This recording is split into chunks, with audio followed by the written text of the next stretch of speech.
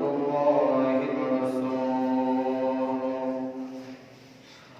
الذي أرسله بالحق بشيرا ونذيرا وداعيا إلى الله بإذنه وسراجا منيرا أما بعد فإن خير الحديث كتاب الله وخير الهدي هدي محمد رسول الله شر الأمور صلى الله عليه وسلم وشر الأمور محدثاتها وكل محدثة بدعة وكل بدعة ضلالة وكل ضلالة في النار أما بعد فقد قال الله تبارك وتعالى في كلام المجيد والفرقان الحميد أعوذ بالله من الشيطان الرجيم بسم الله الرحمن الرحيم واذكر عبدنا داود ذا الأيد إنه أواب إلى آخر الآية وقال تعالى في موضع آخر إن الله وملائكته يصلون على النبي يا أيها الذين آمنوا صلوا عليه وسلموا تسليما شكر لله اللهم صل على محمد وعلى آل محمد كما صليت على إبراهيم وعلى آل إبراهيم إنك حميد مجيد اللهم بارك على محمد وعلى آل محمد كما باركت على إبراهيم وعلى آل إبراهيم إنك حميد مجيد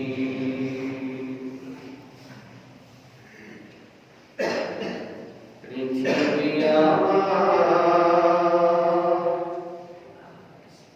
আসল ঠিকানা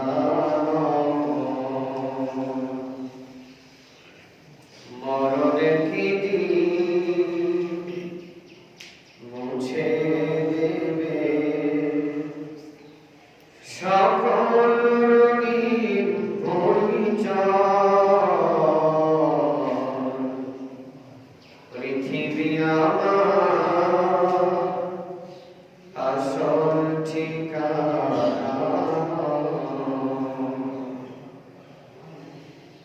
মিছে জীবনের বন্ধ মিছে মায়া স্নেহ প্রীতি কন্দ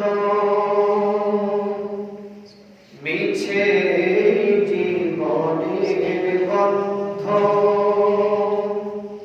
মিছে মায়া স্নেহ প্রীতি কন্দ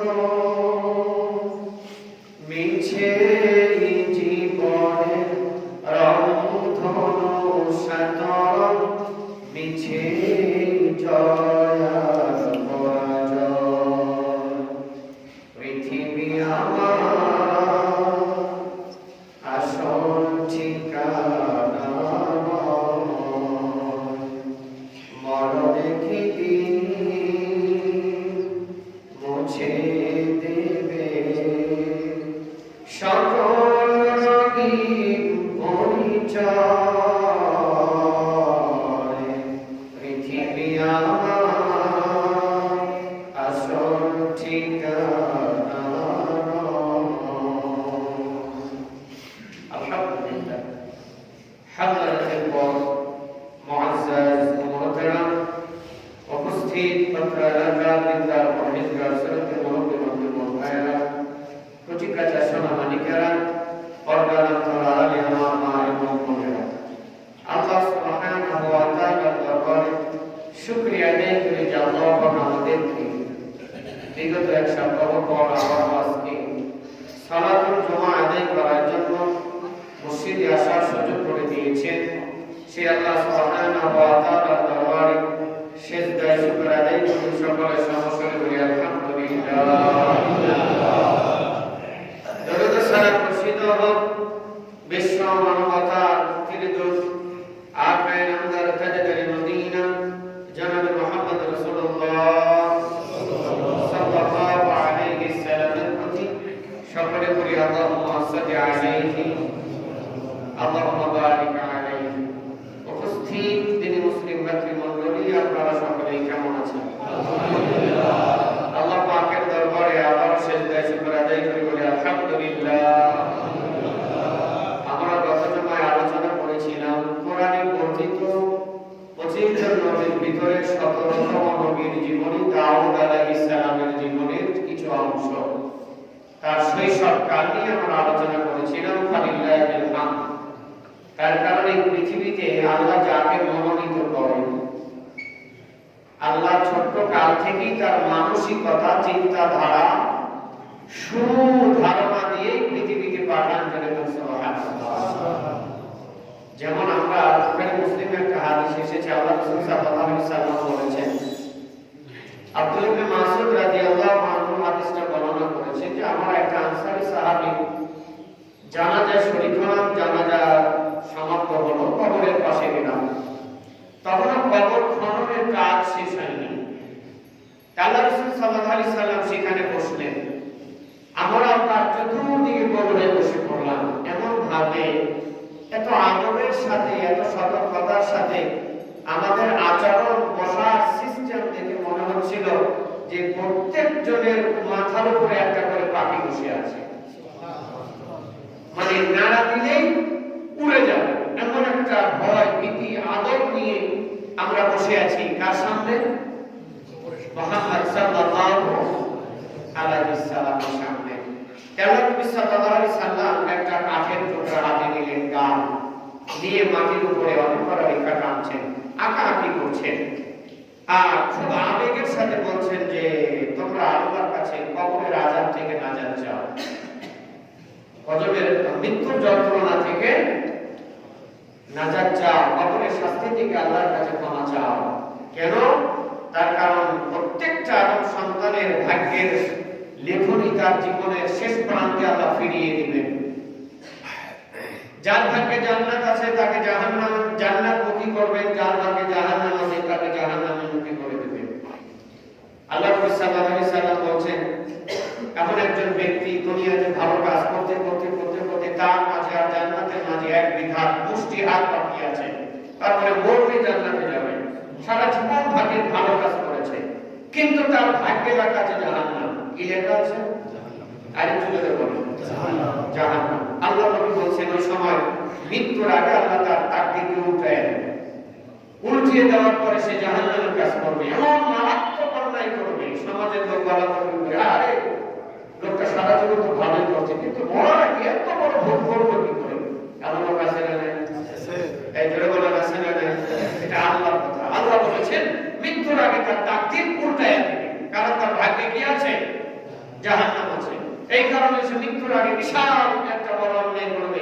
আল্লাহ নবী সাল্লাল্লাহু আলাইহি সাল্লাম বলেন ওই অবস্থায় তার মরণ হবে, আপনি জাহান্নামে যাবেন।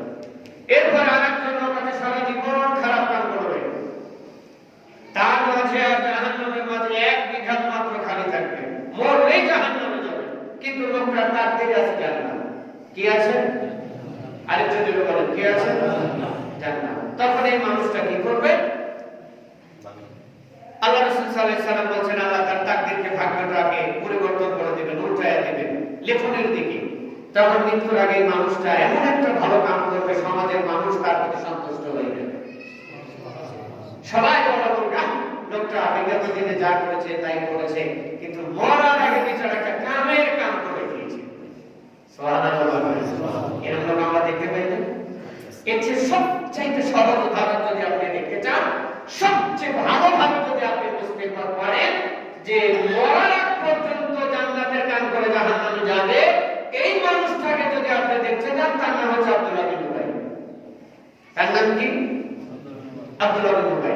নামাজ পড়েন, হজ করেন, তাহাজ্জুদ পড়েন, আল্লাহ নবীর সাথে জামাত। আর আপনি কি নামাজ পড়ি? হ্যাঁ, আপনারা তো আমার মতো হুজুরের নামাজ পিছনে নামাজ পড়েন, আর আব্দুল্লাহ বিন উবাই কার পিছনে সালাত আদায় করেছে? বিশ্ব নবীর পিছনে ইন্তেজার করেছে। কিন্তু সে মরার পরে কি করেছে? সে কি মুনাফিকি বাদ দিয়েছিলেন? বাদ দেয় নাই, জাহান্নাম তার জন্য। এরপরে আমি যদি বুঝাই আপনাকে, ওমরের দিকে একটু তাকায় দেখেন। কার দিকে? কার দিকে? খালিদ বিন ওলীদের দিকে তাকায় দেখেন। খালিদ বিন ওলীদ কে ছিল জানেন? আল্লাহ যাকে বলেছেন ধারালো তরবারি, সুবহানাল্লাহ বলবেন না?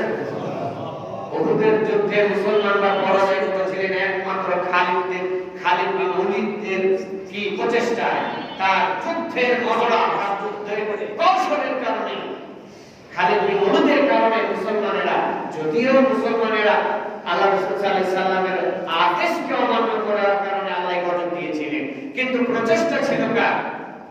খালিদ বিন ওলীদের। কিন্তু খালিদ বিন ওলীদ পরবর্তীতে বুঝতে পেরে কি করেছিলেন? মুসলমান হয়েছিলেন না? হ্যাঁ, আল্লাহ নবীর বিরুদ্ধে বদরে দুইটা যুদ্ধ করেছে, বদরের যুদ্ধ এবং উহুদের যুদ্ধ। আল্লাহ নবীর বিরুদ্ধে যুদ্ধ করেছে খোলা তরবারি নিয়ে খালিদ বিন ওলীদ। সেই মানুষটাকে আল্লাহ হেদায়েত দিয়ে কোথায় দিলেন? কোথায় দিলেন? জান্নাতে। কিন্তু এর কারণ ছিল, কারণ কি ছিল জানেন? কারণ ছিল এদের ভিতরে মুনাফিকি ছিল না। কি ছিল না? মুনাফিকি ছিল না। মুনাফিক মার্কা লোক, চগলখোর মার্কা লোকের অবস্থা কি হবে আমরা আজকে দাউদ আলাইহিস সালামের জীবনী থেকে একটু জানতে পারবো ইনশাআল্লাহ। যারা নামাজও পড়ে, চগলখড়িও করে, নামাজও পড়ে, হক কথার বিরোধিতাও করে, তাহাজ্জুদও করে, পাগড়িও মাথায় আছে, হাজিগিরিও দেখায়, আবার বলে হুজুর এই কথা বললে সমাজে ফিতনা বাঁধে, যদিও আল্লাহ নাই, যদিও কোরআনে আছে, হাদিসে আছে, খুতবা এই কথা বলিয়ে দিলাম। এই কথা বলে আছে না এই লোক? হ্যাঁ, মঙ্গলবারই সমাজে মনে হয় নাই, মাশাআল্লাহ। সরাসরি আমাকে আজ পর্যন্ত কেউ বলে নাই, এক গোপনে গোপনে থাকলে থাকতেও পারে, তবে আছে, কারণ আছে, কারণ নামাজ আছে, টুপি আছে, দাড়ি আছে, হজ আছে, পাগড়ি আছে, তাহাজ্জুদ আছে, কোরআন তেলাওয়াত আছে, সিয়াম আছে, সব আছে। খালি যদি বলে হুজুর সামাজিকতা বজায় রেখে খুতবা দিয়ে যার জামা খুশি চলুক, আপনারা তো পাগড়ি আনতে বলে কি বলে না?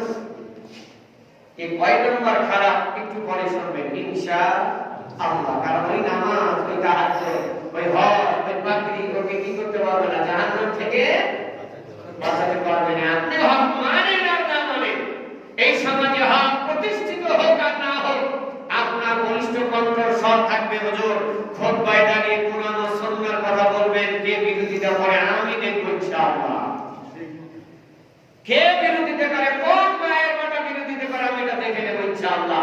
কে মানবে মানবে না সেটা তার ব্যক্তিগত ব্যাপার। কারণ এই মেম্বারে দাঁড়িয়ে কারোর উপরে ধর্ম চাপিয়ে দেওয়ার অধিকার কোন আলেম কোন নবীকে আল্লাহ দেয় না। এর কথা ঠিক আছে?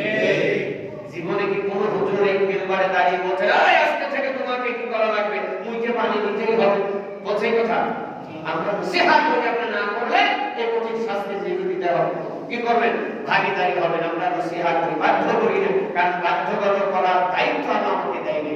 আমাদের দিয়েছে তোমরা ইসলাম ও সংশোধন করার জন্য মানুষকে নসিহত করো। কারণ হেদায়েত কার হাতে? আরেকটু জোরে বলেন কার হাতে?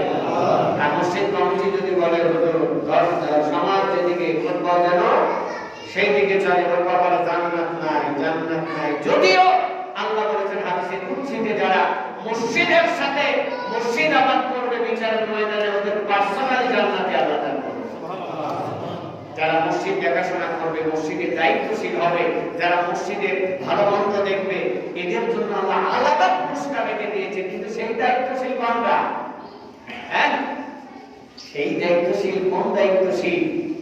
সেই দায়িত্বশীল বাংলাদেশের মাটিতে চোখে পড়ে না, আমার চোখে পড়ে না। আমার 20 বছর ইমামতের জীবনে আমি একজন সভাপতি পেয়েছিলাম মাত্র, ঢাকা ধামরাই মারা গিয়েছে, আল্লাহ তাকে ক্ষমা করুন, সকালে বলে আমি একজন ব্যক্তিকে, আমার আগে যত ইমাম ছিল সবাই তাকে আবু জেহেল বলতেন, আল্লাহে পরিচিত একজন মুখ, সেও বলতেন, তার নামের নিচে লেখা ছিল ওমর আবু জেহেল। একবার ঘটনা কি এত বড় কথা, ওনার আচরণ নাকি আবু জেহেলের মতো। আমার এই 20 বছরের ইমামতের জীবনে আমি ওনার মতো ভালো সভাপতি আজও পাইনি, ওনার মতো ভালো সভাপতি আমি পাইনি। উনি আমাকে বলেছিলেন, হুজুর আপনি খুতবায় যা বলবেন খালি দলিল যে ঠিক থাকে, কোন মায়ের বেটা আপনার সামনে দাঁড়ায় আমি না দেখে ছাড়বো ইনশাআল্লাহ। উনি ছিলেন বিদআতের বিরুদ্ধে, শিরকের বিরুদ্ধে, যার কারণে পেট পর্যায়ে হুজুরেরা ওনাকে দেখতে পারেন। মারা গিয়েছে, আল্লাহ তাকে জান্নাতবাসী করুন, সকালে বলে আমিন। আর জীবনে কি করেছেন না করেছেন আমি এটা দেখবো না, আল্লাহ এই কথার কারণে যেন আল্লাহ তাকে ক্ষমা করে দেন। সে আমাকে বলেছিল, আপনি যত কঠিন ওয়াজ করবেন আমি যেন দলিল দিয়ে প্রতিবাদীর সামনে দাঁড়াতে পারি, কারণ ওই সময় আমার ঘোর বিরোধী ছিল ধামরাই শরীফবাগ কামিল মাদ্রাসা, সমস্ত আলেম সমাজ সবাই আমার বিরুদ্ধে ছিল। কারণ এই এলাকায় মোনাজাত চলতো ফরজ নামাজের পরে, জুমার নামাজের পরে, এরপরে ইফতার সামনে নিয়ে মোনাজাত চলতো, মরা খাওয়া ছিল, সব বেদাতি কুসংস্কার এই এলাকায় ছিল। আমি প্রতিবাদ করে বন্ধ করেছি। জুমার দিনে 2 আযান ছিল। যারা জুমার দিনে 2 আযান দেন এরা ভালো করেন না খারাপ করেন? হ্যাঁ, কোন দলিলে দেন আপনি জুমার আযান? আরে মিয়া, আল্লাহর নবী তো জুমার আযান দিয়েছেন একটা মানুষকে শোনানোর জন্য। আযানটা দেওয়া হয় কি মসজিদের লোকের শোনানোর জন্য নাকি বাহিরের মানুষকে আহ্বান করার জন্য? আপনি যে 12টায় একটা মাইকে আযান দিলেন আর মেম্বারে দাঁড়ায় হুজুরের সামনে আর একটা আযান দিচ্ছেন, কাকে শোনাতে চাচ্ছেন আল্লাহ?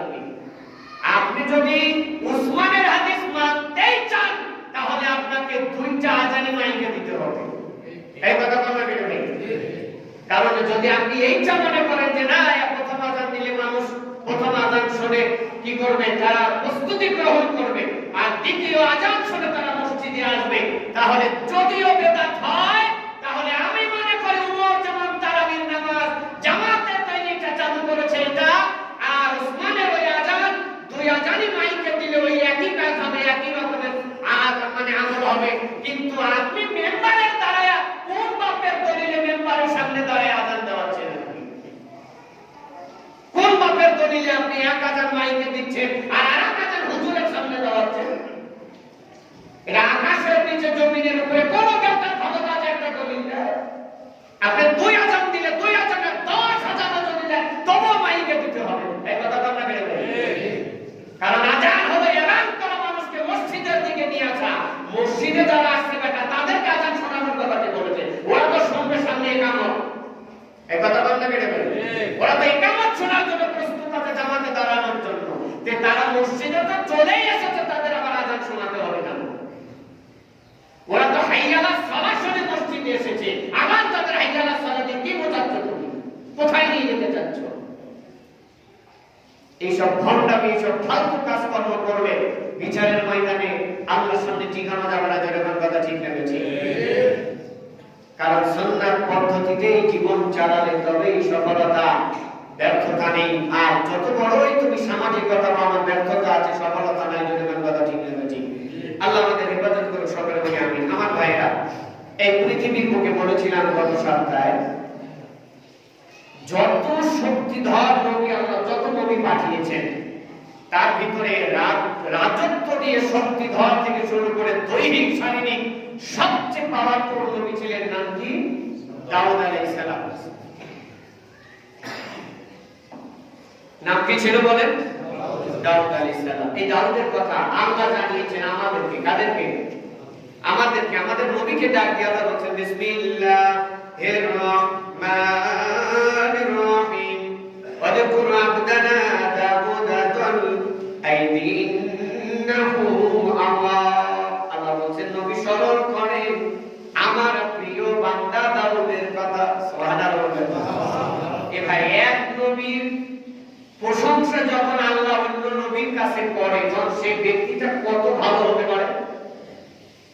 যদিও মুহাম্মদ সাল্লাল্লাহু আলাইহি সাল্লাম হলো পৃথিবীতে সবচেয়ে শ্রেষ্ঠ দামি মানুষ, তার চেয়ে দামি মানুষ পৃথিবীতে কেউ নাই, কিন্তু সেই মানুষটার কাছে যখন আরেকজন নবীর কাহিনী আল্লাহ বর্ণনা করেছেন, স্মরণ করেন তার কথা, খালি বর্ণনা করছেন আল্লাহ তার বৈশিষ্ট্য তো গুণ মুহাম্মদ সাল্লাল্লাহু আলাইহি সাল্লামের জীবন দশায় গ্রহণ করার জন্য এই কথাটা বলছেন। কথা বলেন না কেন ভাই? এজন্যই আল্লাহ বলছেন স্মরণ করো আমার বান্দা দাউদের কথা, তিনি কেমন ছিলেন। আল্লাহ বলছেন আমি তাকে শক্তি দান করেছিলাম, রাজত্ব শক্তি, এরপরে শারীরিক শক্তি, কিন্তু আমার বান্দা দাউদ এই দুইটা শক্তির কোনদিন অহংকার করে না। কি করে না? আমাদের এই উচ্চতা যদি 6 ফিট বা 5.5 ফিট হয়, শারীরিক গঠনটা যদি একটু ভালো হয়, শক্তি হয়, হাঁটার ঢং দেখলে আমার যেন মনে হয় শুক্র হেলিয়া দুইলে হাঁটে। এই কথা কেন ভাই? ওর হাঁটার ঢংই যেন আলাদা। কিন্তু আল্লাহ বলছেন আমার দাউদকে আমি দিয়েছিলাম রাজত্বের শক্তি, এত বড় শক্তিধর বাদশা পৃথিবীতে আর কেউ ছিল না। এরপরে তার শারীরিক শক্তিও ছিল, কিন্তু আমার বান্দা কি ছিল? আমি আল্লাহর প্রতি অনুগত, কোন সময় অহংকারের ছাপ তো দূরের কথা, কোন সময় দাম্ভিকতা তার ভিতরে প্রকাশ পায় নাই। সুবহানাল্লাহ। তাহলে এই কথাটা যে মুহাম্মদ সাল্লাল্লাহু আলাইহি সাল্লামকে আল্লাহ জানালেন, এই জানানোটার পিছনে কারণ কি ছিল বলেন তো? আল্লাহ যে দাউদের কথাটা মুহাম্মদ সাল্লাল্লাহু আলাইহি সাল্লামকে জানাচ্ছেন, এই পিছনে জানানোর পিছনে আল্লাহর কারণ কি ছিল বলেন? বুঝেন না? কারণ আল্লাহ মুহাম্মদ সাল্লাল্লাহু আলাইহি সাল্লামকে বোঝাতে চাচ্ছেন আপনিও দাউদ আলাইহিস সালামের এই বৈশিষ্ট্য, এই চারিত্রিক গঠন গ্রহণ করেন। এই সুবহানাল্লাহ। এজন্য আল্লাহ বলছেন এরপরে আল্লাহ আমাদের নবীর মাধ্যমে মুহাম্মদ সাল্লাল্লাহু আলাইহি সাল্লামের মাধ্যমে উম্মত মুহাম্মাদীকে এই কথাটা কেন জানালেন বলেন তো? লাকাদ কানা ফি রাসূলিল্লাহি উসওয়াতুন হাসানা। সুবহানাল্লাহ। এখানে শিষ্টাচার শিক্ষা দিচ্ছেন আল্লাহ দাউদের জীবনী মুহাম্মদ সাল্লাল্লাহু আলাইহি সাল্লামকে, আর উম্মত মুহাম্মাদীকে আল্লাহ শিখিয়ে দিলেন আমি তোমাদের জন্য সর্বোত্তম আদর্শ জীবন ব্যবস্থা রেখেছি মুহাম্মদ সাল্লাল্লাহু আলাইহি সাল্লামের জীবনে। সুবহানাল্লাহ। তার মানে আমাদের নবীকে আল্লাহ শিক্ষা দিচ্ছেন দাউদের জীবনী নিয়ে, আর মুহাম্মদ সাল্লাল্লাহু আলাইহি সাল্লামের জীবনী নিয়ে শিক্ষা দিয়েছেন উম্মতে মুহাম্মাদীকে। দেখেন কিভাবে আল্লাহ মিলিয়ে দিয়েছেন। সুবহানাল্লাহ বলবেন না? কিন্তু আমরা কি রাসূল সাল্লাল্লাহু আলাইহি সাল্লামের আদর্শ থেকে শিক্ষা নেই? কি ভাই আপনারা কি খুব ক্লান্ত নাকি? এই যে মাথা সিমাইনে মুরগির মতো মাথা নিচে দেন, হ্যাঁ, এসব কেন? একদিনই তো বলেছি, কারণ 2 রাকাত সালাতে খুতবার জন্য আল্লাহ ক্ষমা করেছেন। এই কথা বোঝেন না? বাংলা কথা বোঝেন না ভাই আপনারা? এই খুতবা শোনা ওয়াজিব, কিন্তু সিমাইনে মুরগির মতো মাথা নিচে দেন কেন? গত রাত্রিতে তো আমি 4:30টায় বাড়িতে এসেছি জামালপুর থেকে প্রোগ্রাম করে। 4:30টায় এসেছি, ফজরের আযান হয়েছে, সালাত আদায় করে তারপর একটু ঘুমিয়ে আবার এসেছি জুমা করে, আবার জামালপুরে যাব ইনশাআল্লাহ। জামালপুর থেকে সিরাজগঞ্জ, সিরাজগঞ্জ থেকে গাইবান্ধা, এই ডিসেম্বর পুরোটাই চলবে এইভাবে ইনশাআল্লাহ। তাহলে আপনারা একদিন সপ্তাহে জুমার নামাজ পড়ে আছে সিমেন্টের মুরগির মতো মাথা নিচের দিকে দেন, কারণ এর দাম নাই, এটার দাম নাই। এর আগে তো বলেছি, একদিন আল্লাহ নবী বলেছেন যতক্ষণ তুমি ঈমানের সাথে ছোঁয়াবের আশা নিয়ে আলোচনা শ্রবণ করবে, ততক্ষণ তোমার ওই সময়টাকে ইবাদত হিসেবে কবুল হতেই থাকবে। তার মানে আপনি যদি এই সময়টা বসে না থেকে নামাজ পড়তেন, কত রাকাত সালাত পড়তে পারবেন বলেন তো? হ্যাঁ, তারপরে তো নফল ওঠা, আর এটা কি ওয়াজিব। এটা কি নফল ইবাদতের দাম আর ওয়াজিবের দাম কি এক নাকি? সোনা রূপা এক হয় নাকি? যদিও দুইটাই দামি জিনিস, কিন্তু স্বর্ণ আর রূপা কি এক? ওয়াজিব আর ফরজ হলো স্বর্ণ, আর নফল ইবাদত হলো রূপার মতো। আপনি যদি মনে করতে চান, তাহলে আপনি কেন ঝিমানি মুরগির মধ্যে 40 মিনিট সময় দেন না? একটু বোঝেন, হৃদয়ের কান দিয়ে শোনেন ভাই। বাড়িতে গেলেই তো আপনাকে আর এক সপ্তাহ ভরা কেউ রাখবে না, রাখবে কেউ? আল্লাহ কবুল করুন সকলে বলে আমিন। এত কষ্ট করে গবেষণা করে আসি আপনাদের কিছু দেওয়ার জন্য, কিছু বোঝানোর জন্য। আপনারা তো কয়েকজন মুসলিম, হাজার হাজার মানুষ আমার সামনে এক চাতক পাখির মতো দাঁড়িয়ে পড়ে তাকিয়ে থাকে, তাও সেখানে গত আলোচনা করি 2 ঘন্টা 2.5 ঘন্টা, প্রতি রাত 2 ঘন্টার নিচে কোনো মাহফিল স্টেজ থেকে নেমেছে এটা মনে পড়ে না, সবাই বসে থাকে আলহামদুলিল্লাহ। তাহলে আপনারা থাকেন, আপনারা একটু সময় দেন, এই জীবনটা একটু মূল্যায়ন করেন, আমার জন্য না আপনার জন্য করেন। হতে পারে আপনার জীবনের শেষ জমা এটা, হতে পারে না, হতে পারে না। মনে করেন এটাই আমার জীবনের শেষ নসিহত, আমি আগামী জমায় আসতে পারবো না, এটা মনে করেন, একটু নসিহত গ্রহণ করেন, আমল করার চেষ্টা করেন। আল্লাহ কবুল করুন, সকলে বলে আমিন। আমার ভাইরা, দাউদ আলাইহিস সালামের সম্পর্কে এই পৃথিবীতে ইহুদি পণ্ডিতেরা অসংখ্য মিথ্যা জাদুইয়ের কাহিনী বর্ণনা করেছেন। তার ভিতরে একটা বলেছেন যে দাউদ আলাইহিস সালামের 99টা বউ ছিল। নাউজুবিল্লাহ বলবেন না। এরপরে দাউদ আলাইহিস সালাম তার সাহাবীদেরকে নিয়ে যুদ্ধে গেলেন। যুদ্ধে যাওয়ার পরে, যুদ্ধে যাওয়ার আগে তার একজন সাহাবীর বউ ছিল খুব সুন্দরী। এই সুন্দরী বউয়ের প্রতি দাউদ আলাইহিস সালামের নজর গেল। তখন কিভাবে বউ পাওয়া যায়, কৌশল করে দাউদ আলাইহিস সালাম এই সাহাবীকে সেনাপতির দায়িত্ব দিলেন, যাতে ও শহীদ হয়ে মরে যায় আর আমি এই চান্সটা কাজে লাগাতে পারি। এই বক্তার চরিত্র ভালো না খারাপ বলেন তো? এই চরিত্রবান যদি হয় তাহলে নবীর চরিত্রের উপরে আমার কোনো কথা বলতে পারে, এই জন্য বলতে পারবে আস্তাগফিরুল্লাহ বিলাইহি। তার স্ত্রী কতজন ছিল কোরআন এবং হাদিসে স্পষ্ট করে দলিলই নাই।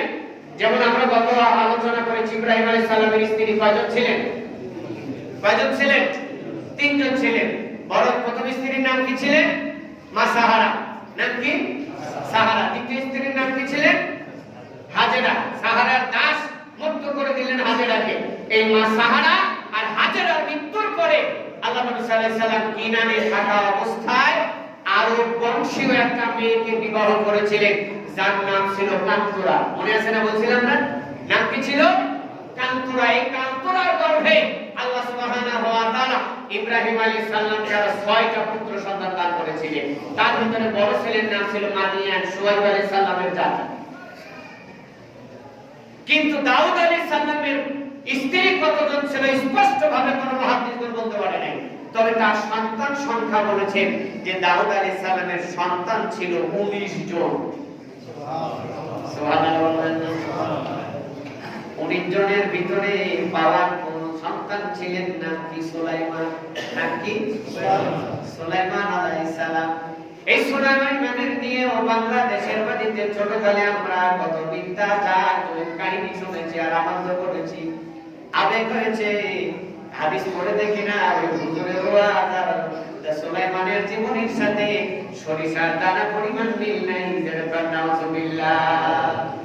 মুসলমান, আল্লাহ সুবহানাহু ওয়া তাআলা বলছেন আমি কি করেছি? সূরা সুয়াদে 20 নম্বর আয়াতে বলছেন ওয়াশাদানা মুলকাহু ওয়া আতাইনাহুল হিকমাতা ওয়া ফাসলাল খিতাব। আল্লাহ বলছেন আমি দাউদকে সাম্রাজ্য দান করেছিলাম, হিকমত দান করেছিলাম, জ্ঞান দান করেছিলাম, যাতে এত বড় সাম্রাজ্য পরিচালনা করার জন্য সুস্থ একটা ব্রেনের দরকার আছে না নাই? আমার ভাইরা, আল্লাহ বলছেন আমি আমার দাউদকে এত বড় রাজ্য, এত বড় সম্ভ্রান্ত পরিবার গঠন করার জন্য, পরিচালনা করার জন্য যা যা প্রয়োজন আমি তাই দান করেছিলাম। আমার সোনার ভাইরা, কতদিনে দাউদ আলাইহিস সালাম রাজ্যের ক্ষমতা পেয়েছিলেন স্পষ্ট ভাবে আছে নাই। তবে তালুত কি করবেন? ওই যে আমালিকাদের হটায়া বাইতুল মুকাদ্দাস দখল করার পরে তালুতের রাজ্য চলল অনেক দিন। কতদিন? কয়েক বছর, এটাও আসে নাই। এরপরে তালুত যখন মৃত্যুবরণ করলেন, সময় বুঝে সুযোগ বুঝে আল্লাহ দাউদকে আল্লাহ রাজ্যের দায়িত্ব ভার দিলেন। জোরে বলেন সুবহানাল্লাহ। আমার ভাইরা, নবীদের জীবনী পড়লে পাওয়া যায় আল্লাহ ইচ্ছা করে সাম্রাজ্যের দায়িত্ব দিলেন দাউদকে।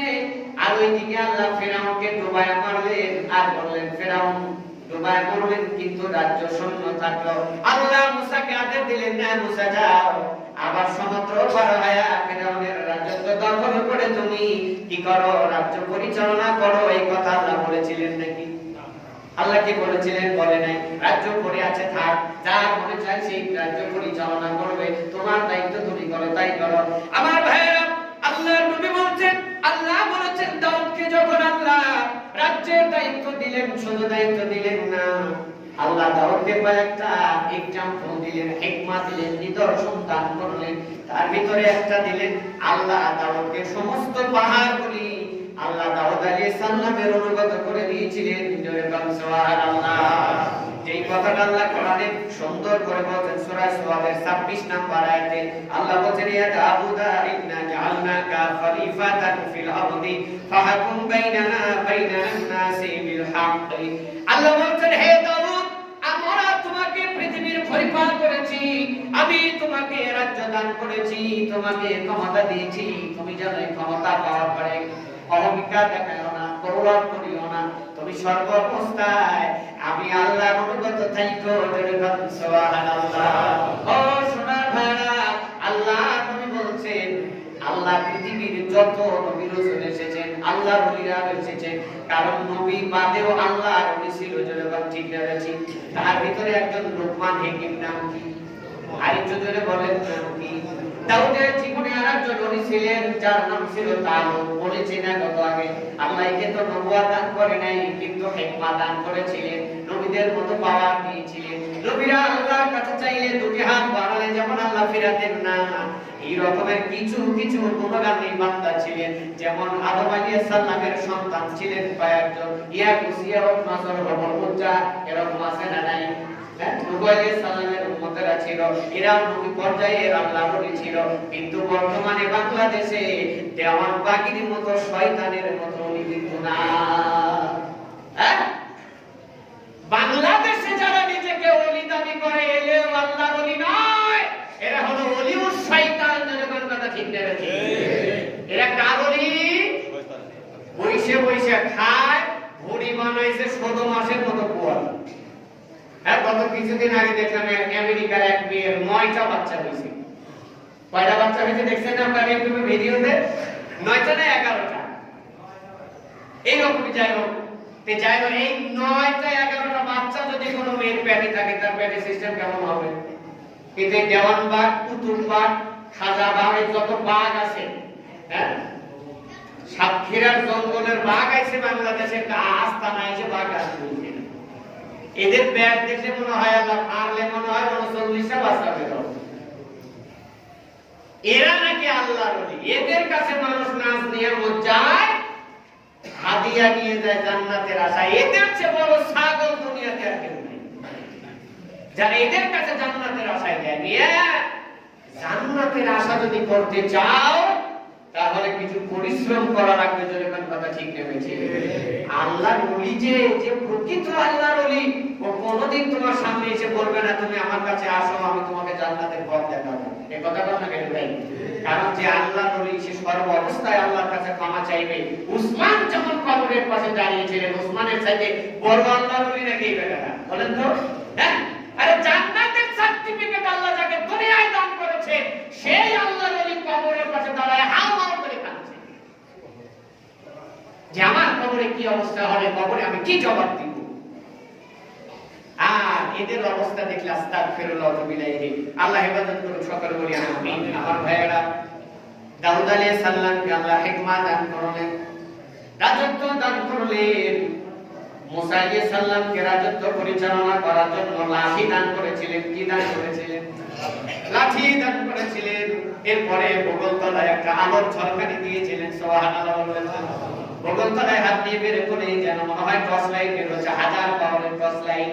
এটা হলো নবীদেরকে আল্লাহ হিকমত দান করেছিলেন, আল্লাহর মুজিজা, পক্ষ থেকে দেওয়া মুজিজা। আমার ভাইরা, আল্লাহ বলছেন আমি দাউদ আলাইহিস সালামকে মুজিজা দান করলাম।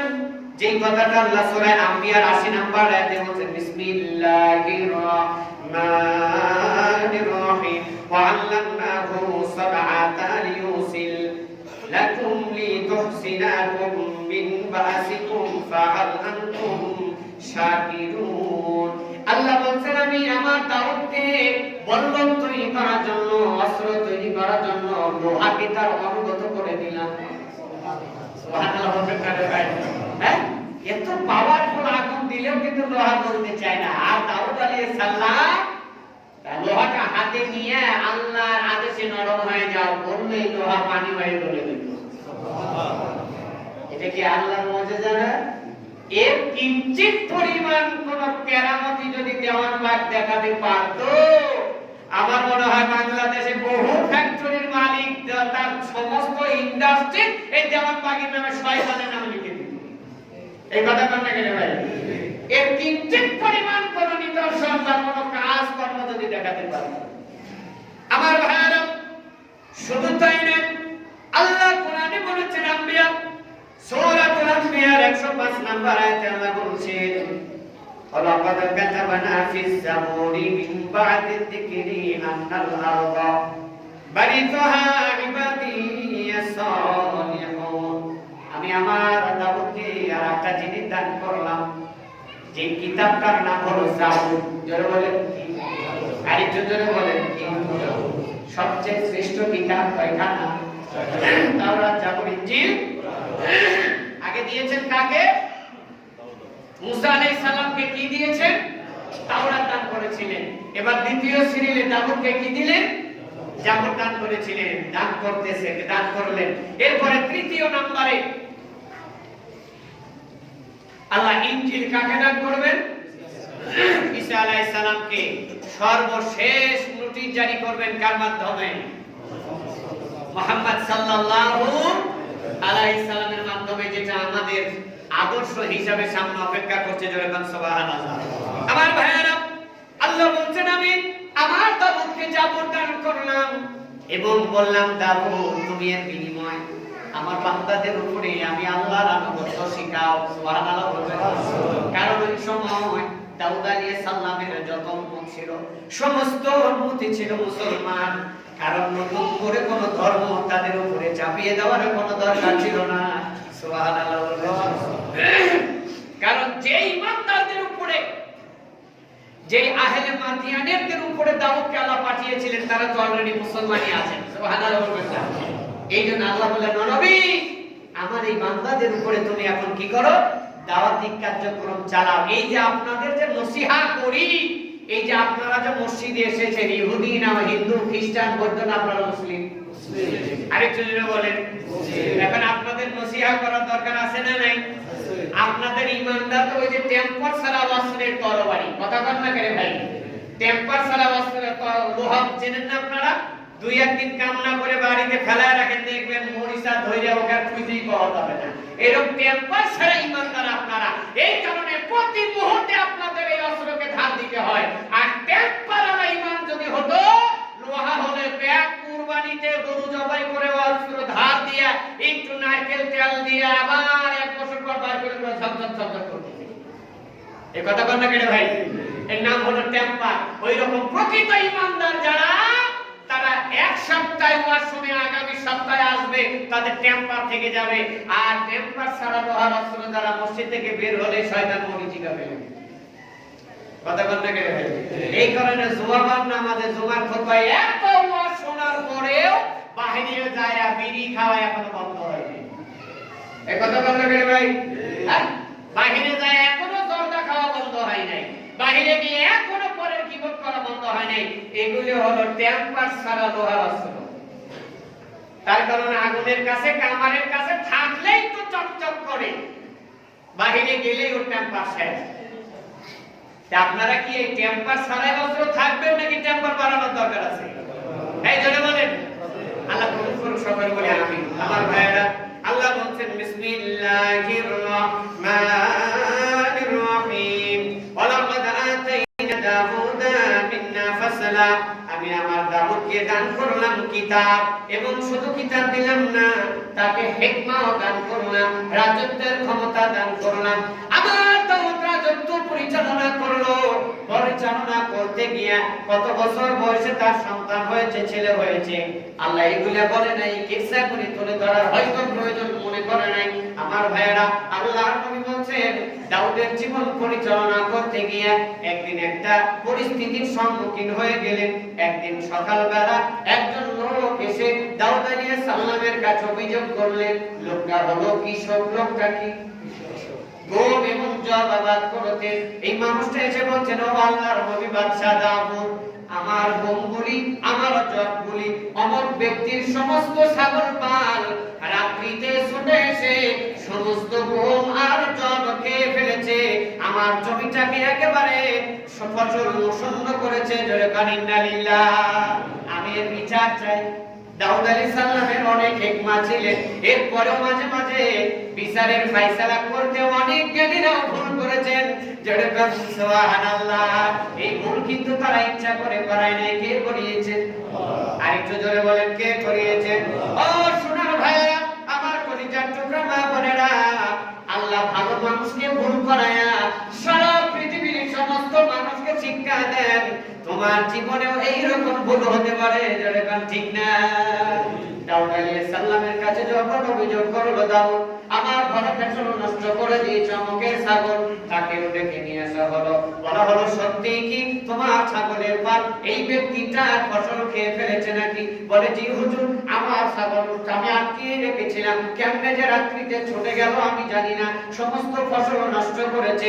ফসল আল্লাহ হাওয়া করে কাঁদছে, আমার সামনে দিনগুলি কেমনে চলবে, আমার পরিবারকে আমি কি খাওয়াবো, এই ফসলটাই আমার পরিবার নির্বাহ করে।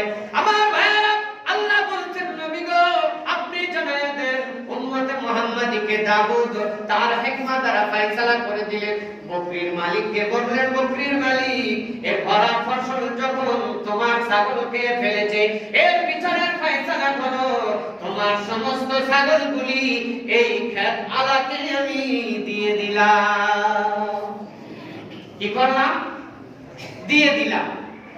কিন্তু ছাগল আলা বিচারা যদিও তার বিচারে অসন্তুষ্ট হলেও প্রতিবাদ করার কোনো ক্ষমতা নাই, মেনে নিলেন, দিয়ে দিলেন খেতালাকে ছাগলের পাল। আর ছাগল আলা বিচারা একেবারে হতভম্ব হয়ে মনটা ছোট করে একেবারে অশ্রুসিক্ত নয়ন নিয়ে গেট দিয়ে বের হচ্ছে। গেটেই বসে আছে পরবর্তী প্রজন্মের আর সবচেয়ে বড় ক্ষমতাধর বাচ্চা। নাম কি? এই জনগণের নাম কি? সুলাইমান আলাইহিস সালাম। ওর কিন্তু নবুয়ত পান নাই, কিন্তু বাক্কা বেটা সেপাই গিয়া ঘোড়া মিয়া। তুমি যদি গাঁজা খোর হও, তোমার বেটা তো মদ খোর হবেই। এই কথা কোন না কেন ভাই? হ্যাঁ, তুমি যেমন তোমার বেটা এইরকমই হবে, এটাই স্বাভাবিক। বাপ বিচার করে দিয়েছে, সন্তান বসে আছে গেটে, দুইজনকে দেখে বলছেন, কি হলো তোমাদের মন একজনের আনন্দময় আর একজনের দুঃখিত, ঘটনা কি বলো তো? কয়, সুলাইমান দেখো দাউদ আলাইহিস সালাম এই ফয়সালা করে দিলেন, আমার ছাগল ভুল করে রাত্রির গভীরে ছুটে গিয়া এই বিচারার গমের ক্ষেত নষ্ট করেছে, খেয়ে ফেলেছে। বিচার দিয়েছি, আল্লাহ নবী বিচার করে আমার সমস্ত ছাগলের পাল ওই বিচারাকে দিয়ে দিলেন। আমি মানতে তো বাধ্য, করার কিছু নাই। তখন সুলাইমান আলাইহিস সালাম বললেন, না, আমার বাবা এটা ঠিক বিচার করতে পারে নাই, কারণ একজনকে জয় করে আর একজনকে পরাজয় করার কোনো বিধান আল্লাহর ধর্মে নাই। যেরকম ঠিক কিনা? দাউদ আলাইহিস সালাম বাবার বিচারের প্রতিবাদ করে নয়, বিচারটাকে ইসলাম করার জন্য, সংশোধন করার জন্য। কারণ অনেক বাপেরও সন্তানের কাছে শিক্ষা নেওয়ার দরকার আছে না নাই? এই যারা বলেন আছে না নাই? অনেক লম্পট বাবা আছে, ছেলে যদি ভালো কথা বলে, তোকে জন্ম দিয়েছি আমি, তুই আমার প্রতি কথা বলিস, কত বড় ছোট লোকের জন্য। কারণ জ্ঞান দেওয়ার মালিক কে রে ভাই? আল্লাহ। ওটা তোমার বেটা থেকেও হতে পারে। এটাই শিক্ষা আল্লাহ দিচ্ছেন। সবচেয়ে পাওয়ারফুল নবী, যার প্রশংসা আল্লাহ মুহাম্মদ সাল্লাল্লাহু আলাইহি সাল্লামের কাছে করেছে, তার বিচারের ভুল তার সন্তান ধরিয়ে বলছেন, বাবা এই বিচারের সামনে আমি করতে চাই, বিচার ভালো হয় নাই, যদি আপনার অনুমতি থাকে। সুবহানাল্লাহ। দাউদ আলাইহিস সালাম বললেন, বাবা আমি বিচার করেছি, আল্লাহ আমাকে যে হিকমত দান করেছেন তার মাধ্যমে, যদি এর চেয়ে কোনো বিচার ভালো ফয়সালা তোমার জানা থাকে তুমি করে দাও। সুবহানাল্লাহ। দাউদ আলাইহিস সালাম বললেন, এই বিচারাকে ছাগলের পাল দিয়ে দেওয়া হলো, এই বিচারাটা তো শূন্য হয়ে গেল। ওর জমির ফসল নষ্ট হয়েছে ঠিক, সাময়িক কষ্ট পাবে, কিন্তু সে তো সংনিশ্চ হয়ে যায় নাই। এই আবার সে ফসলের এই জমিটা আবাদ করলে আবার ওই জমিরও মালিক হবে, ফসলেরও মালিক হবে। এরকম কথা ঠিক কিনা? সুলাইমান বলছেন, আব্বা জান আমি বিচারে রায় করে দিব, যতদিন পর্যন্ত এই জমিতে ওই ব্যক্তির ফসল যেমন ছিল, যেমন ফসল এই ছাগলকে ফেলেছে, এতদিন ওই পজিশনের ফসল যতদিন এই জমিতে না হবে, এই ছাগল আলা ততদিন এই জমিটা আবাদ করবে, আর এই ঘাটতির সময়টা এই জমির মালিক এই ছাগলগুলি পুষবে আর তার দুধ কি করবে, ভোক্তাপন করবে। যখন এই জমির ফসলগুলি পূর্বের ন্যায় হয়ে যাবে, যে সময়ে ফসল ছাগল খেয়ে ফেলেছে, এমন পরিস্থিতি যখন জমিতে ফসল হবে, এই যে ছাগলের মালিক এই জমি আলার কাছে ফসল সহ জমি ফিরাইয়া দিবে, আর জমি আলা ছাগল আলার মালিককে তার সমস্ত ছাগলের পাল ফিরাইয়া দিবে। তাহলে কেউ কোনো ব্যর্থ হবে না, সফলতা সকলেরই থাকবে। জোরে বলেন সুবহানাল্লাহ। দাউদ আলাইহিস সালাম খুশি হয়ে গেলেন, বললেন বাবা এটা তো আমার ব্রেনে ধরে নাই, এটা আমি বুঝতে পারি নাই, আল্লাহ তোমাকে বুদ্ধি দিয়েছেন, যাও তুমি যে ফয়সালা দিলা এটাই আমি চূড়ান্ত হিসাবে গ্রহণ করলাম। সুবহানাল্লাহ। একটু জোরে বলা যায় না? কত সুন্দর শিক্ষা আল্লাহ আমাদের এভাবে দিয়েছেন। আমার ভাইরা, এই কথাগুলি আল্লাহ কোরআনে বর্ণনা করেছেন, আমরা কোনোদিন খোঁজ খবর নেই না। হ্যাঁ, নবী ভুল করছে, বেকা শিক্ষা দিচ্ছে। মসজিদের মেম্বার ইমাম দাঁড়ায় একটা সংশোধনমূলক কথা বললে আপনি মেনে নিতে পারেন না। আপনি বলেন এতদিন আমরা বুঝি এইটা, হুজুর আজকে বলে এইটা, হুজুর এটা আমরা কম বুঝি। আল্লাহ আপনাদের হিদায়াত দান করুন, সকলে বলি আমিন। আমার ভাইরা, দিন ছোট, তাই খুতবার সময় আর বাড়ালাম না, 1:15 বেজে গিয়েছে। যেহেতু আমরা যোহরের সালাত আদায় করি 1:45, জুমার সালাত আরেকটু আগে আদায় করা দরকার, কিন্তু আপনারা আসেন দেরি করে। আপনারা যদি 12টার ভিতরে মসজিদে ঢুকে যান, তাহলে আমরা 1টার আগে আমরা সালাত শেষ করে দিতে পারি। কারণ জুমার খুতবা শুরু হবে 12:30 বেজে যায়। একটু নসিহত, এই গুরুত্বপূর্ণ সময়টা কাজে লাগাতে গিয়ে একটু সময়টা অর্ধেক হয়ে যায়। যদিও উলামায়ে কেরাম বলেছেন যোহর এবং জুমার নামাজের আউয়াল ওয়াক্ত থাকে 1:30 পর্যন্ত। কয়টা পর্যন্ত? তবে ছোট দিন একটু আগায়া যায়, এই কারণে আমরা আরেকটু আগে খুতবাটা শেষ করার চেষ্টা করব। তবে আপনাদের আমাকে একটু সহযোগিতা করতে হবে। সহযোগিতা কি মেম্বারে দাঁড়ায় করতে হবে না, আপনারা একটু আগে আসবেন। আপনারা যদি একটু আগে আসেন, 10টা মিনিট আগে আসেন, আমি 10টা মিনিট আগে খুতবা দেব, আপনারা রিল্যাক্সে গিয়ে আপনাদের পরীক্ষা লাঞ্চ শেষ করে আপনারা কিন্তু আপনাদের কাজ করতে পারবেন না? এই জন্য আমি আপনাদের অনুরোধ করবো, একটু মন দেখেন তো, একটু 10টা মিনিট আগে আসা যায় কিনা, একটু নসিহত গ্রহণ করা যায় কিনা। আমার সোনার ভাইরা, এই জীবনের শেষ নিঃশ্বাস বন্ধ হলে আর কাঁদতে কাঁদতে আল্লাহ নবী বলছেন বিচারের ময়দানে চোখের পানি মানুষের গড়িয়ে যাবে, রক্ত বের হতে থাকবে কান্না করতে করতে। তার বাস্তব জীবনের একটা কথা আমি মনে বলেছিলাম।